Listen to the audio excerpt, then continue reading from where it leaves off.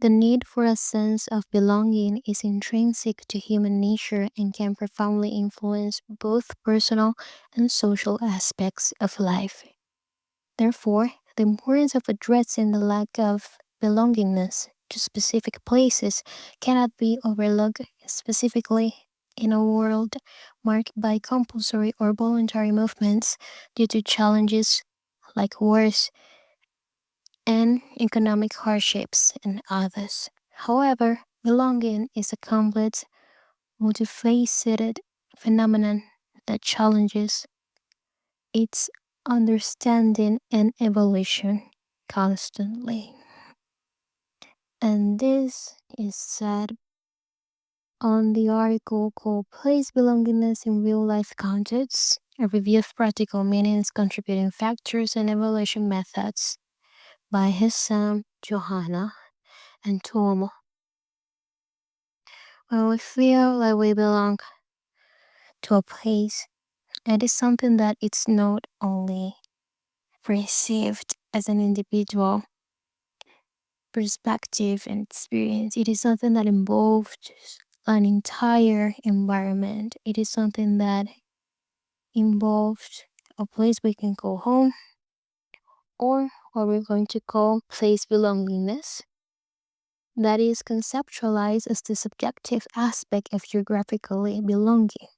Drawing upon a review of empirical studies spanning over a decade, we clarify this concept in real life contexts, where people assign practical meanings to their place belongingness. Thematic categorization of these practical meanings actually have been extending the concept of belongingness itself. But what is belongingness? Why do we need it so much? Why do we need to be part of a place, surrounded, group of people, and others? Across diverse disciplines, researchers have put forward numerous conceptualizations about the term to navigate the complexity of what it actually means. According to Anton 6 in 2010, in this definition, the notion of home transcends a material aspect and refers to such symbolic kind of sphere about a place that equals to familiarity, comfort, and security.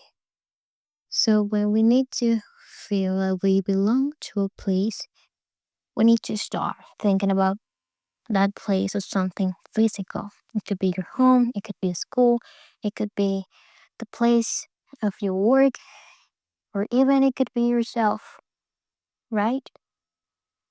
Prior to Anton 6, Prosachansky, among other pretty nice researchers, and not nice, but people that actually took the time to go and dig more about what is belongingness itself.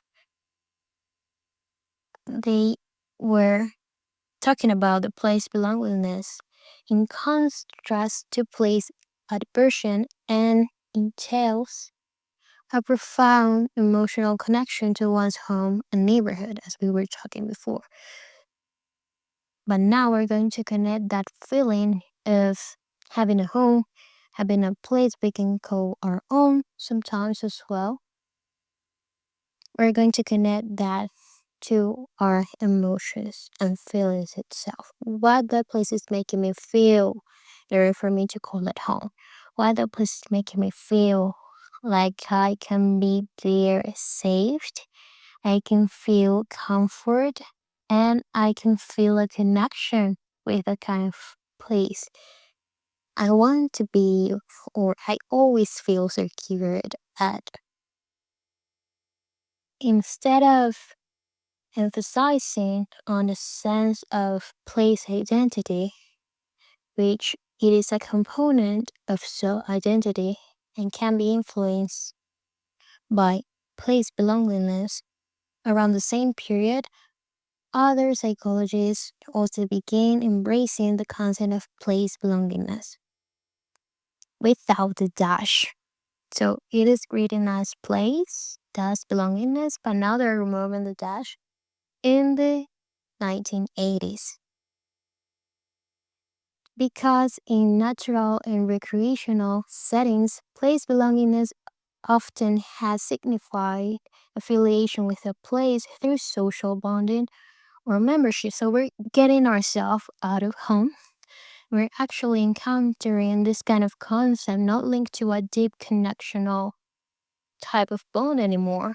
We need to be at a place because of a certain group of people or of a certain event, or just because we need to be there to be with somebody, but the place itself doesn't mean anything to us, right? But, however, we also need to go deeper into the place belongingness with a dash on it by contrasting it with the politics of belonging. So, place belongingness with a dash addresses a distinct question compared to similar environmental psychology. Psychology originated concepts like place, attachment, bonding, and others, which all of them convey a positive emotional attachment to a place itself. While these concepts suggest a propensity for being close to a place and a lack of desire for another, place belongingness is conceptualized to answer the question of where do I belong to?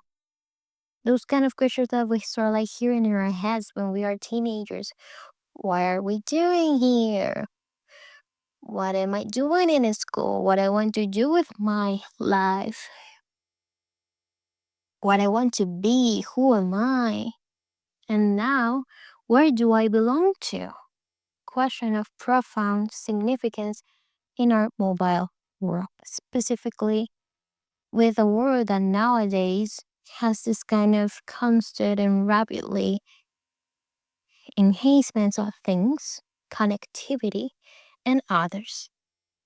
Empirical research on place belongingness quickly emerged after the concept's inception.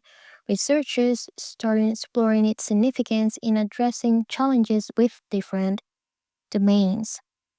We can talk about migration, youth, cultural, and different kind of studies and topics related. Furthermore, the concept has extended its influence to other areas. For example, empirical studies concerning consumer experiences and sustainability to be more exact. The growing number of these empirical studies underscores the need for comprehensive reviews that focus on actually evaluating place belongingness within real life context. And that is what we want to do. We want to go and see how all this is empirical research can be actually applied to our day-to-day life, because one thing is what it is on paper.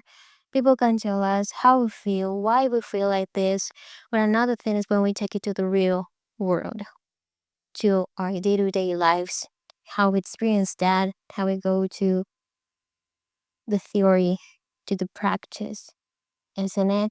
Because even in a controlled environment where you can do like a bunch of studies, only the real cases scenarios are like outside those kind of control areas. And that is what makes it interesting in talking about this, is because we might feel it different. We might have different experiences as we do all the time. So even the concept itself, we don't sense it like that. And it doesn't occur like that every time. We have different lives, different perspective, and we tend to have like this kind of general approach about something that we know it's pretty different and it is sensed differently between each other.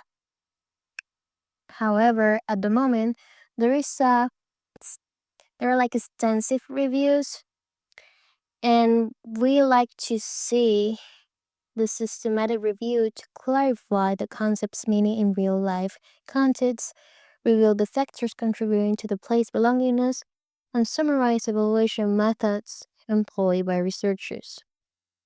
So that is what we're going to see, isn't it? And what do you think about all this? Have you heard about belongingness before?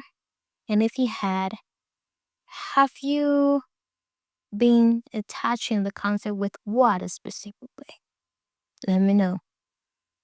The first question concerned about the interpretation of place belongingness, where individuals expressing their subjective sense of belonging to a place through various practical meanings. So what we were talking before, that each person has its own interpretation of things, and that is totally fine because we have been experiencing so many things.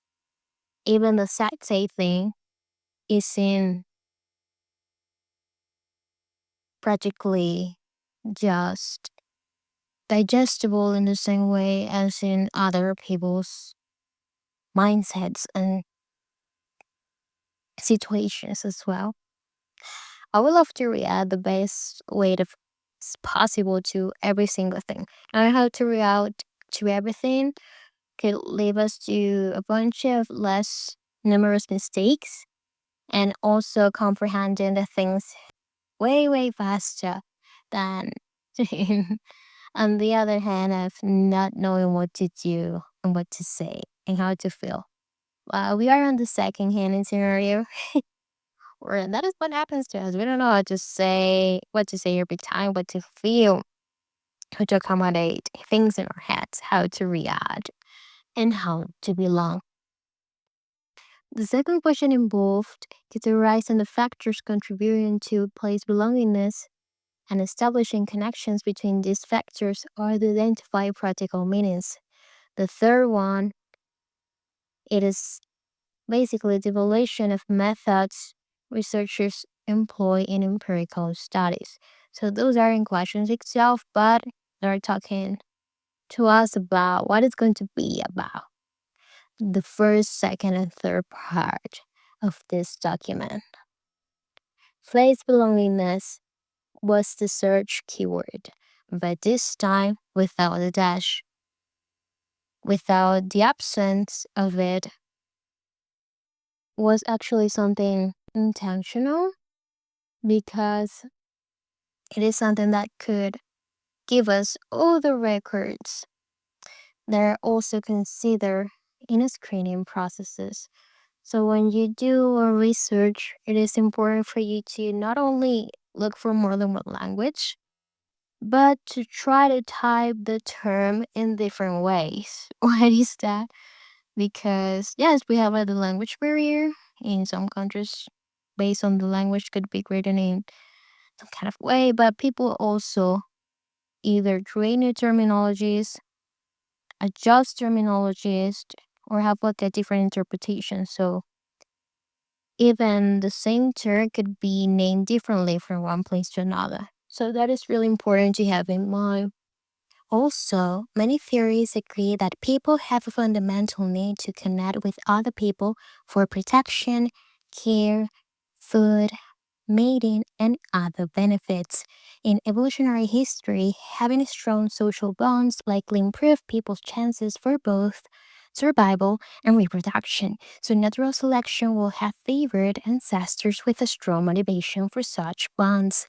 The motivation to establish and maintain sustainable relationships. But why going back? Because we want to go to the roots of this.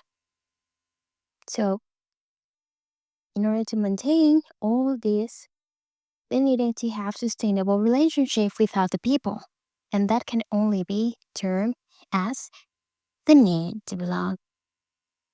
People are able to satisfy their needs to belong by sustaining positive, mutually supportive, ongoing relationships.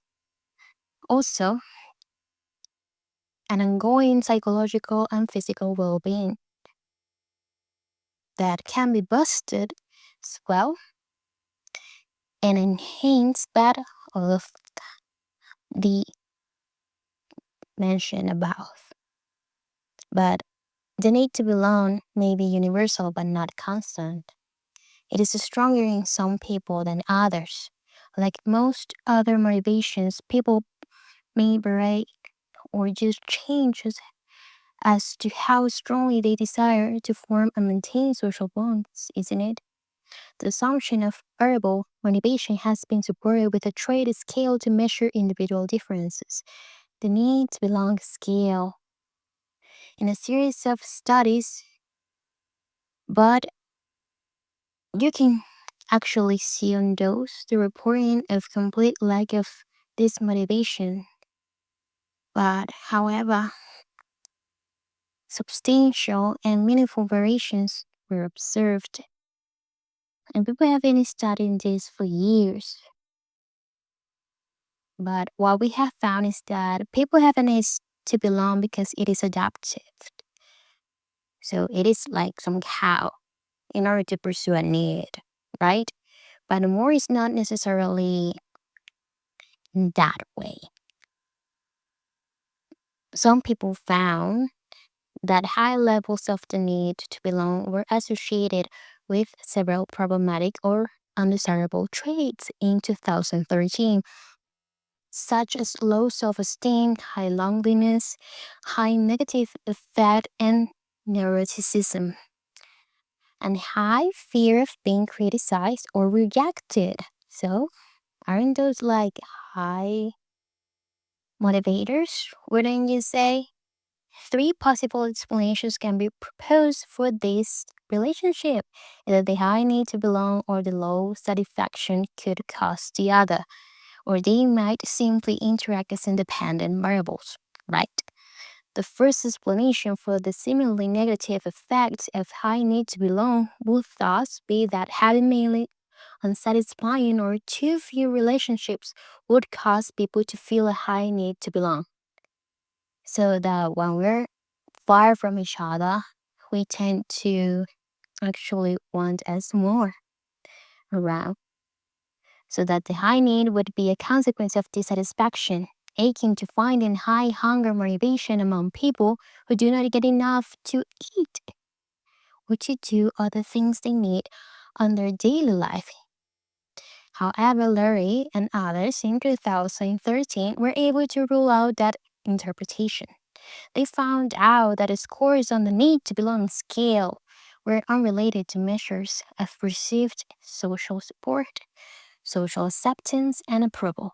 Instead, they favor the second explanations, namely that having a high need to belong makes one insecure and prone to worry about the possibility that one's relationships could prove fragile. The notion that high need to belong inherently engenders relationship insecurity is plausible in light of their cross-sectional data.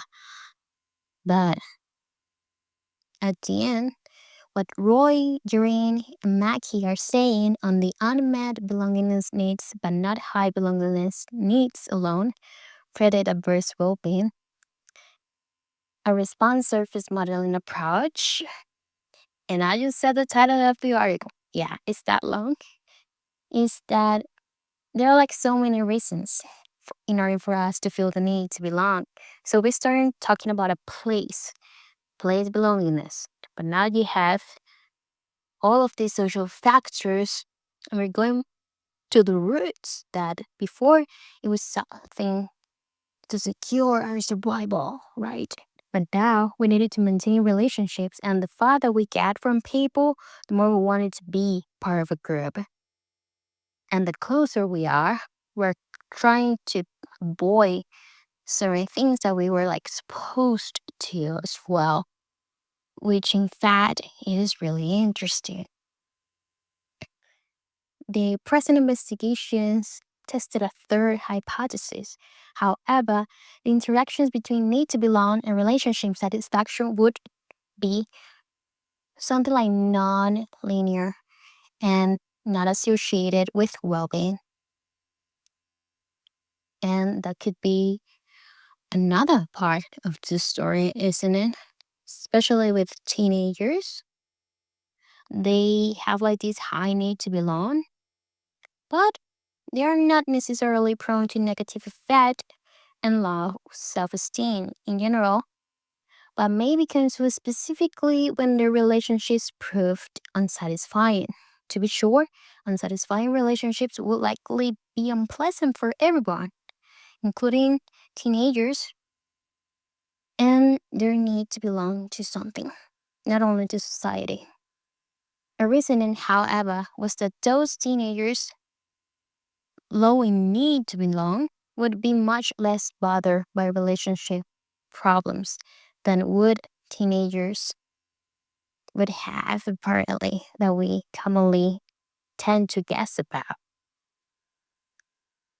But however, an interaction between either motives and external social circumstances, having both into account, can be also independent variables. Negative effects will rise mainly in the case of a strong but unmet need to belong. That is, you should pick among teenagers or not. Reporting having a high need to belong as well as a lack of satisfactory human connection.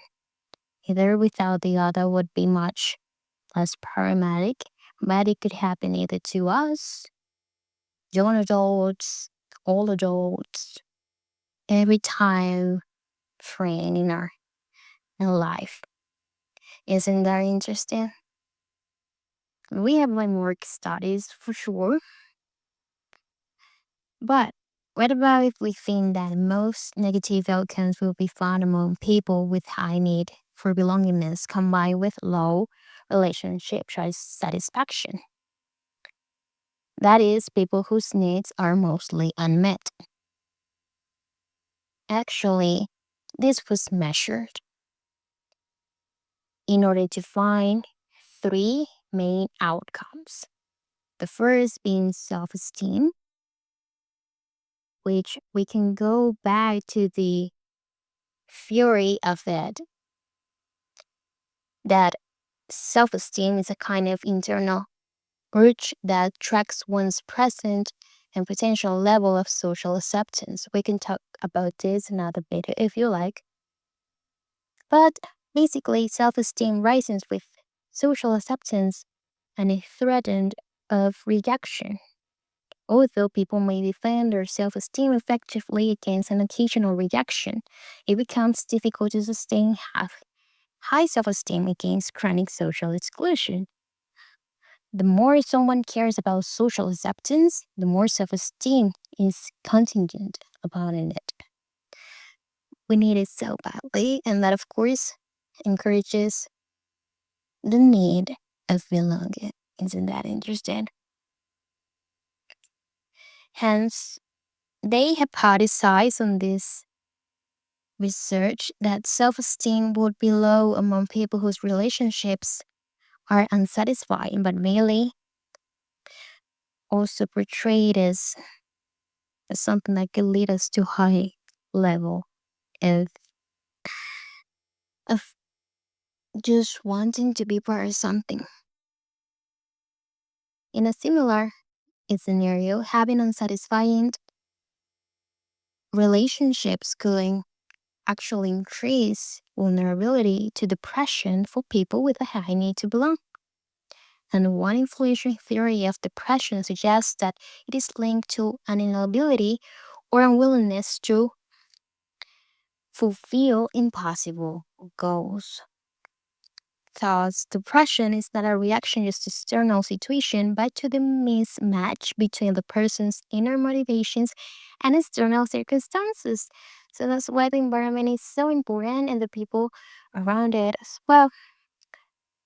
They also predicted that depressive symptoms would be highest among people exhibiting the combination of high needs belong with a lack of satisfying relationships. Last, loneliness also reflects a mismatch between subjective desires and objective reality. Evidence indicates that lonely people do not necessarily lack social contact, and indeed they spend as much time as non-lonely people engage in interpersonal interaction. But they fail to find these interactions satisfying. The interactions could be of poor quality, but the dissatisfaction may also rise because the person's expectations were quite high. Therefore, we again hypothesized, or they have this kind of interesting hypothesis that loneliness would be highest among people who have high need to belong alone with a lack of satisfying social pulse. So now we have depression and loneliness in the equation. We know that isn't something about age. It could happen to all of us in one time of our life or different times of our life. We're not immune to feel the need to belong, but we also have other factors that could contribute to it, to having that need arising among ourselves and our lives. So we have depression.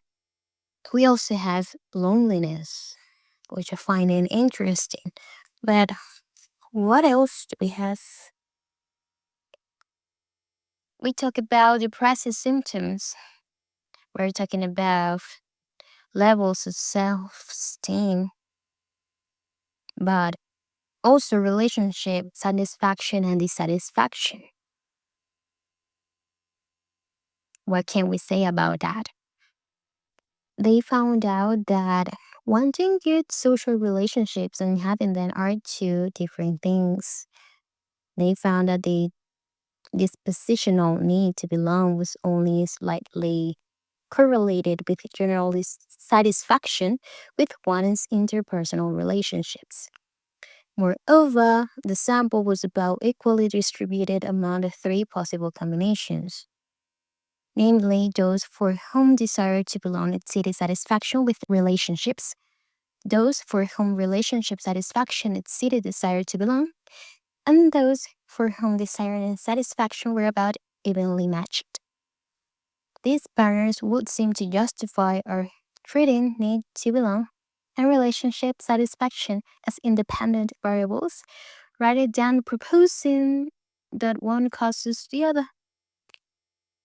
We can talk about the teenager's well being as a result of the interaction between desire to belong, relationship satisfaction, but I like to keep it like a bit general because what we can find is that loneliness, depression, and low self esteem were mainly found among this great research that had high need to belong in combination with long relationship satisfaction, or more precisely, belongingness needs that exceeded relationship satisfaction regardless of the actual levels of both.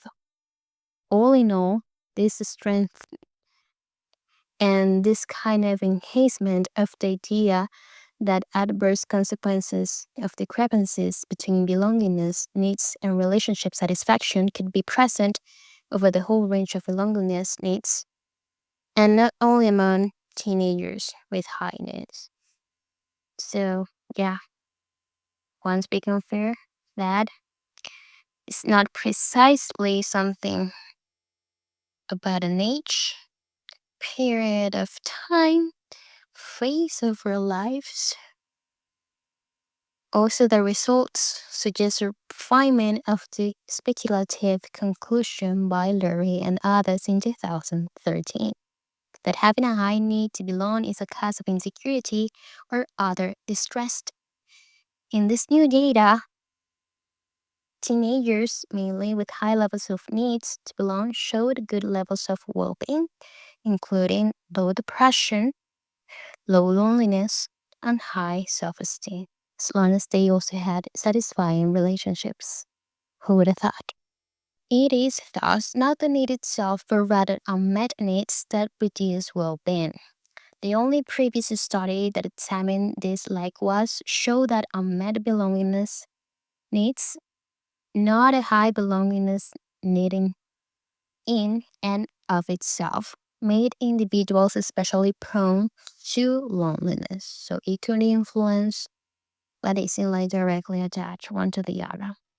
Also, their findings contradict the simple view that a lack of satisfying relationships is inherently actually for everybody. To be more precise, experiencing such a lack of it is perhaps never advantageous, never like great in general, but the extent to which it is relates to negative outcomes varies constantly. For teenagers with low scores on the need to belong, a lack of satisfying relationships had at most a minor relation with well-being. Thus, the same level of relationship satisfaction was linked to lower well-being among teenagers who really wanted to connect with others, but not among teenagers who did not have strong need to belong. The idea that some people may not experience reductions in well-being in response to low relationship satisfaction seems to contradict the notion that it is adaptive to experience loneliness, depression, or lower self-esteem in these situations. Insofar as these negative feelings could motivate people to invest in their social relations. However, evidence of generally beneficial consequences of low self esteem, depressions, and loneliness is scarce. The findings suggest that some people may fare reasonably well despite not having much in the way of satisfying relationships. It is also possible that some people may respond to unmet belongingness needs by adjusting their needs downward rather than adjusting the fulfillment of these needs. This idea needs to be explored in future research as the correlation nature of their study and now our investigation, right, does not allow drawing conclusions regarding this casualty about these relations, isn't it? Next to this casualty question, some other interesting issue arise. The investigation relied on the measure of general need to belong, developed by R.D. Larry and others. It is based on the assumption that people were just changing how much they desire to connect with people. The idea itself tends to change the reasons behind them, but it does not address the possibility that a person may have different degrees of belongingness needs for different relationships, and that could also lead us to expectations. A great topic for another video. It is conceivable, for example, that some people care greatly about relationships with peers, but not about relationships with parents. So their well being might be affected more by the quality of the peer relationship than the filial one. This possibility remains for future research for sure. Most work of belongingness has assumed that people need a certain minimum of satisfying relationships, but it remains largely unknown whether it matters with sources which are actually fulfilling these needs. According to the social production function theory, people can replace both the specific social goals and sources to fulfill those goals in order to achieve well being.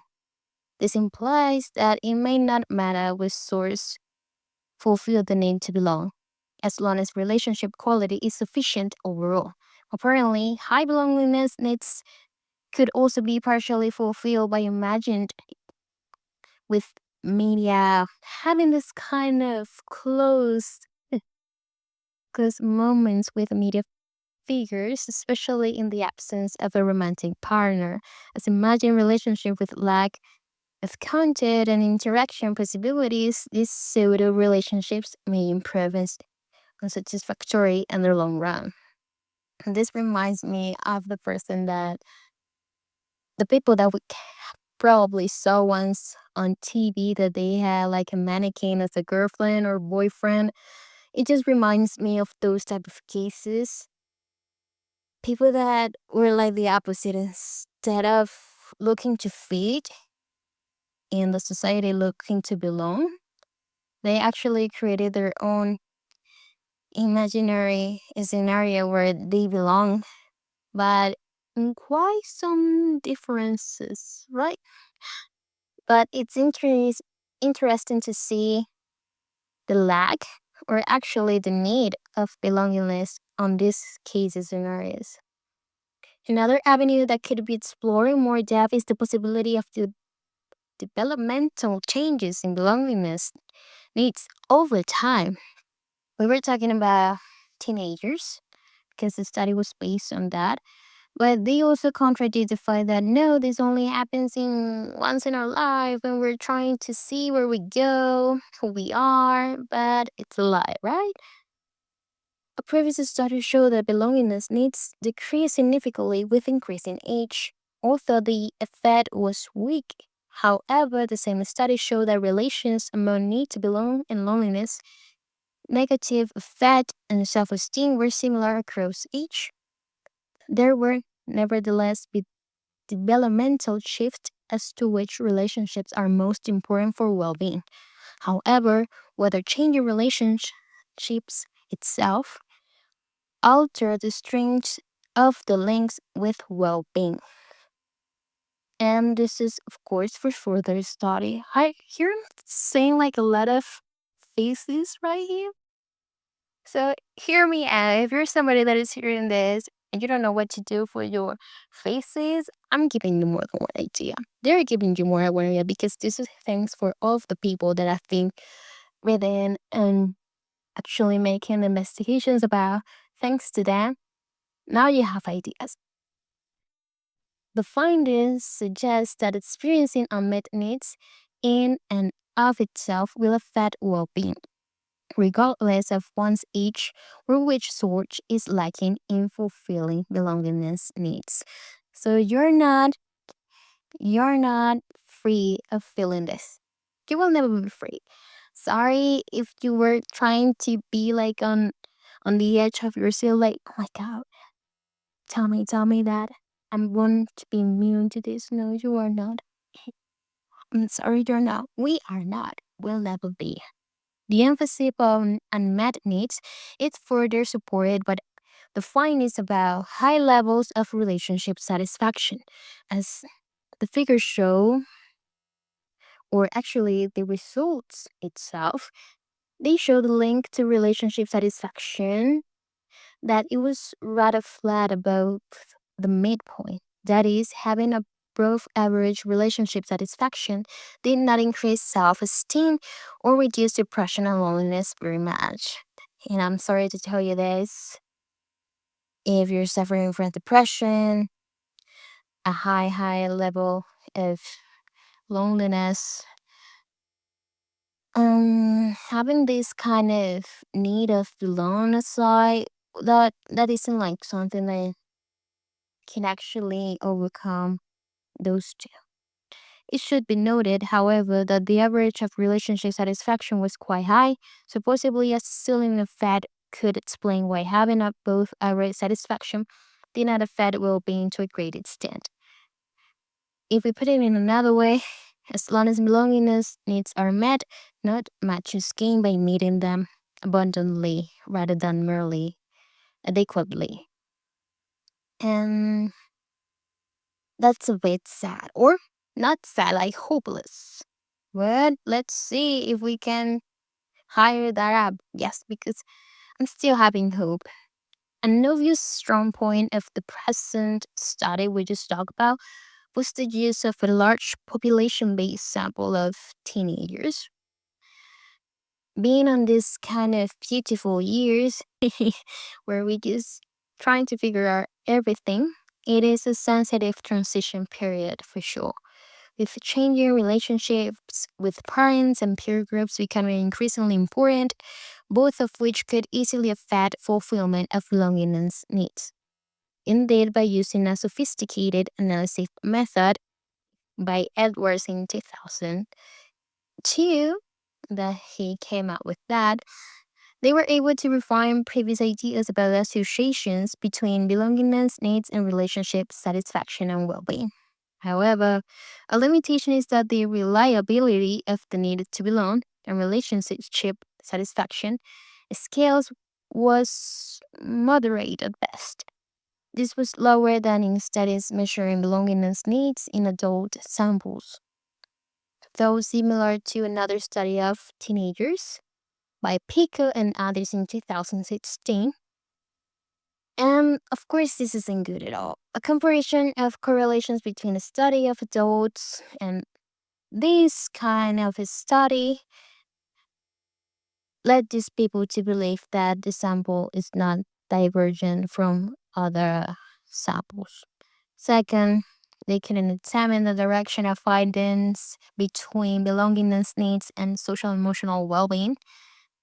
So, so far, even though we have like this great insights, there's will always be limitations when we're trying to investigate things. That's why, if you need a thesis idea, you have many.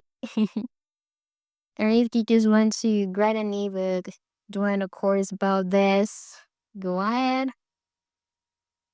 But what about the clinical practices? Well, when we're talking about unmet belongingness needs, even in teenagers and non-teenagers, a related possibility is that some of these have certain anxious attachment styles characteristics, especially in teenage years.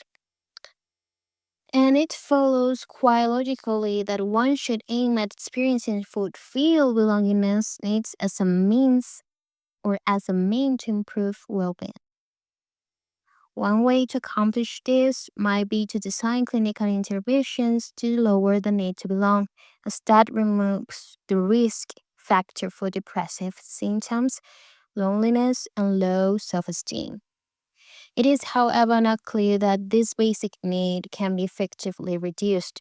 And moreover, there is some possibility that reducing people's needs to belong might produce undesirable side effects, perhaps extending even to antisocial tendencies. A more promising road for clinicians could be to provide this kind of alternative conditions in case maladaptive conditions or unrealistic expectations about their current and wanted belongingness levels could present or could be encountered. Another possibility will be to increase relationship satisfaction with tailored interventions into maintaining healthy relationships. A last possibility that could be explored is whether treating loneliness as depression and depression leads to a decline in unmet belongingness needs. The underlying idea would be that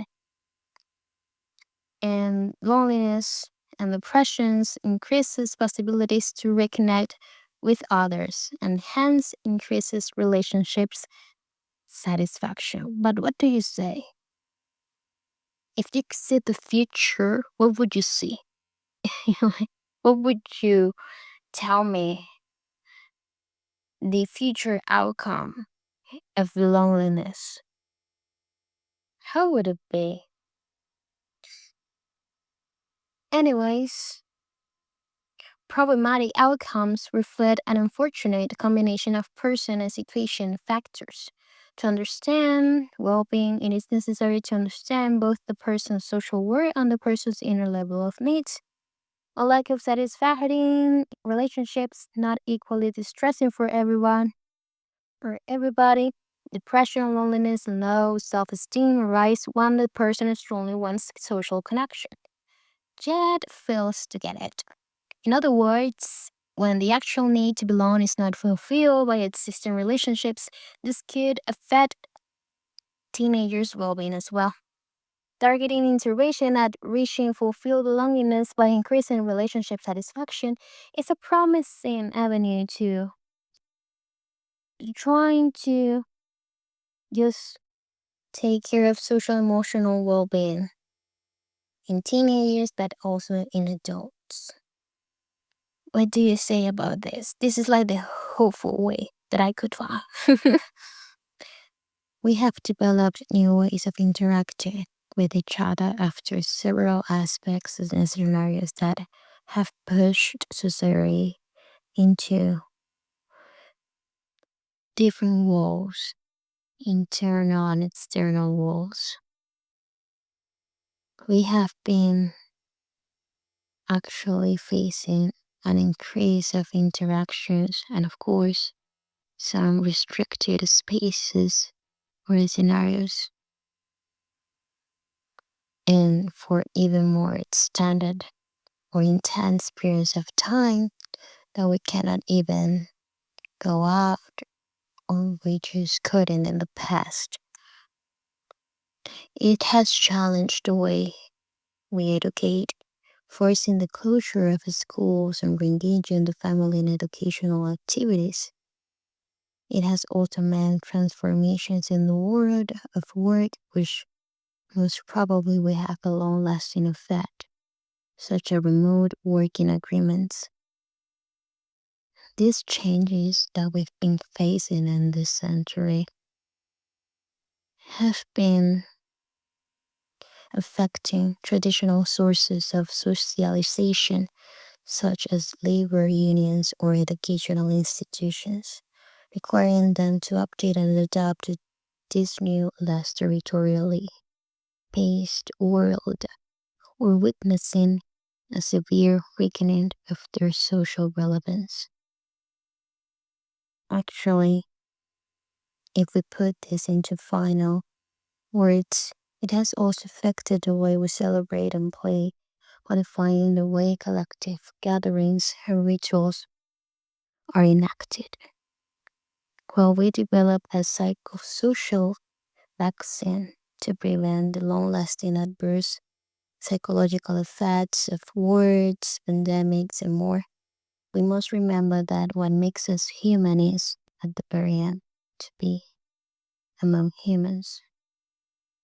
So, having long periods of loneliness and isolation could be damaging our humanity at the very end. What if we just remove the social part of being human? What do we have left? What would you say about that? But to be honest, that is what social belongingness and well-being, international perspective by Juan Carlos and Dario have been telling us. And what do you say? Do you think that is the end of traditional interactions? And if that's the case, is it good or is it bad? In a personal perspective, I have the feeling that it isn't like either of both. It is like a mix of trying to get back to the old practices and also facing the adaptability of new ones. If it is good or it is bad, it is up to each one of us to determine which one we want to follow, which one we feel comfortable acquiring, and which ones we would like to dig into it. And yes, what makes us human are social interactions, but furthermore are the all the characteristics that involve being one. It is functional for those motivated to forge social bonds, to infer that other potential relationship partners share a similar interest in social connection. Actually, we can examine social projection as a means of regulating belongingness needs.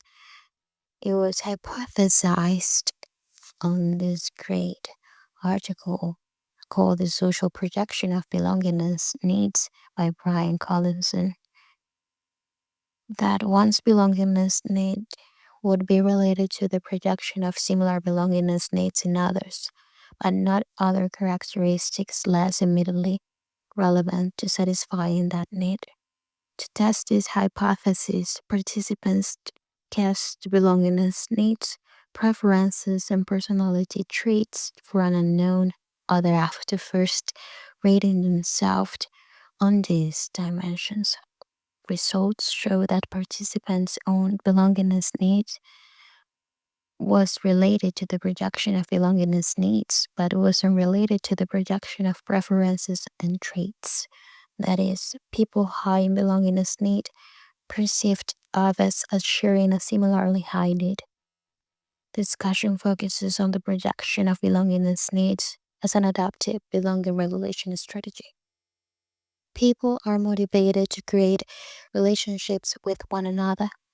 Strangers approach each other at parties, people join online networking sites, and others join other social groups such as churches, clubs, organizations, and more, with the hope of forming social connection with others.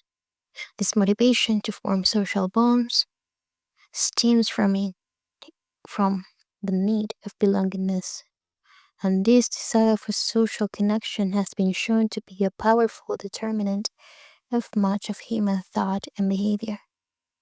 There are many ways by which people can regulate their belongingness needs in an effort to form social relationships. People becoming attentive to signs of social acceptance, express a great interest in forming relationships, and monitor their social environment for relationship opportunities. Have you encountered you entering into a room and being observant, evaluating the behavior of others before making a loud entrance or just talking? It is something related to this. In a similarly adaptive fashion, people may also construct potential relationship partners in a manner that facilitates social connection. That is, people especially motivated to satisfy belongingness needs may think that others share a similar interest in themselves in forming relationships. The current research addresses this functional approach to perceiving others as a similar as one's self as a means of regulating one's own belongingness needs. At first glance, the literature paints a picture of the individual with unmet belongingness needs, as we mentioned at the beginning. Several studies have demonstrated relationships between a lack of social connection and an array of negative physical and psychological health outcomes. Equally as dejecting, numerous studies have shown that belongingness needs via social rejection lead to increases in aggressive behaviors. However, a negative portrait of the individual with unmet belonging needs conveys only half of the story. A lack of social connectedness can also evoke more inclusive driven thoughts and promote more socially adaptive behavior. Although people who experience social rejection view instigators of the rejection negatively and aggress towards them, they also view new interaction partners more positively. In regards to noble social targets, those who experience social rejection report more favorable impressions and express a greater interest in establishing a future relationship than those who are not previously rejected. It appears that favorable attitudes towards novel social targets may be one of the preliminary steps necessary for social connection and the satisfaction of belongingness needs. Other research has shown that belongingness needs play a substantial role in shaping the way in which rejected individuals perceive their social worth. Both chronically high belongingness needs and temporary feelings of rejection have been shown to create a greater attentiveness to and memory for socially relevant cues within one's environment. And you not only become an observant, they become a high-end observant of the room. A high awareness for social information is a highly functional means of monitoring one's environment for inclusion opportunities as well as avoiding situations where exclusion is likely. So the observant is a key part in the role of belonging to something, someone, a place itself, trying to figure out what will be the next move, and that next move to be the right one. Disengaged social monitoring allows the individual with unmet belongingness needs either to approach inclusionary situations or above situations that indicate of a great possibility of social rejection. It is adaptive for people motivated to form relationships to notice subtle inclusionary cues as well as exclusionary cues so that future behavior can be directed towards satisfying and not for the frustrating belongingness needs. Highly functional and motivationally driven behavior is engaged into proposed social relationships. However, early perceptual processes have received far less empirical attention. That is, what do people with unmet belongingness needs think about the relationship motives of other they first meet?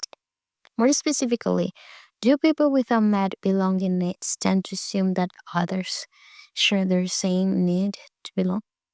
Let me know. As a means of better understanding and predicting one's social environment, people engage in the difficult task of trying to read others' minds and determine their thoughts and motivations.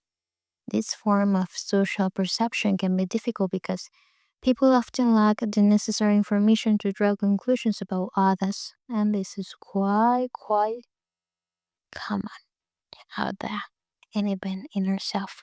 This is especially true in the initial stage of a relationship because at the very onset, little to no information is available upon which to base inferences. When information regarding another is unknown, people use information they know about themselves as a starting point for making inferences about the other.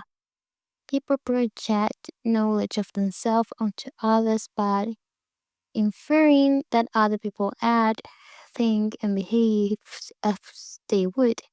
This mind-reading process of perceiving similarity between the self and others is referred to as social projection.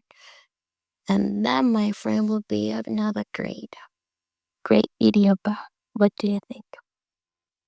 Social projection it is a valuable tool for making inferences about others because it is often the only information available to serve as a guide. For example, when the host of a party is deciding on whether or not to offer a drink to a guest, it may be logical to infer if I am thirsty, my guest may be thirsty as well. This inference is meaningful and departs from more traditional forms of projecting opinions and preferences onto others because the host's current motivational state is influencing his or her thoughts about the guest's current motivational state. And often we tend to put ourselves in situations where we need to add the same as other people are acting in the room. If you're not thirsty and somebody is giving you a drink and other people accepted that drink, it is more likely for you to accept the drink and actually drink something even though you didn't want to. Recent research offers indirect support that belongingness needs, in particular, influence projection. People who have perpetually unmet belonging needs are likely to anthropomorphize human like traits and attributes onto non human objects. For example, lonely people are more likely than non lonely people to attribute human like emotions and personality traits to pets. Thoughts lonely people, they could think animals and other non human objects with human like attributes might satisfy their own belongingness needs. These findings suggest that those who are highly motivated to satisfy belongingness needs can create a semblance of human connection by engaging in protection. What do you think about this? Especially this last one. It could resemble a human connection, even though the engagement It's not with another human. So that equals to projection. Having this kind of projection within animals of up or objects itself. Interesting.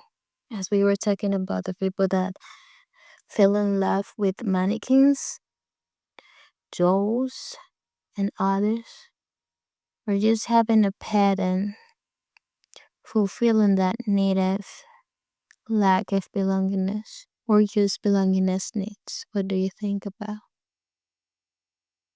And even though I think this is a great topic, I want you to let me know, what do you think about these examples? Have you been into a aquarium and first, before introducing yourself, you've been an observant, trying to merge within the mass and trying to see whether to talk or not? Do you have a pet, perhaps? A little body you might like so much, and after you just been living with this new being in your life, you've been feel like less need of be part of something. Or do you know somebody that have been having like some kind of encounter with a doll? That will also be interesting to know. But what do you think about belongingness itself? And have you been having the lack of it? Or if not, do you think that having experienced depression or just loneliness itself have been something determining to increasing or decreasing your belongingness needs? Let me know. And if you like more about this kind of topics, let me know. And of course, you have a bunch of ideas for an upcoming thesis, course, or more. And if you just like to listen to this while doing something else or even falling asleep, you're more than welcome. Have a nice rest of your day. Take care. Bye bye.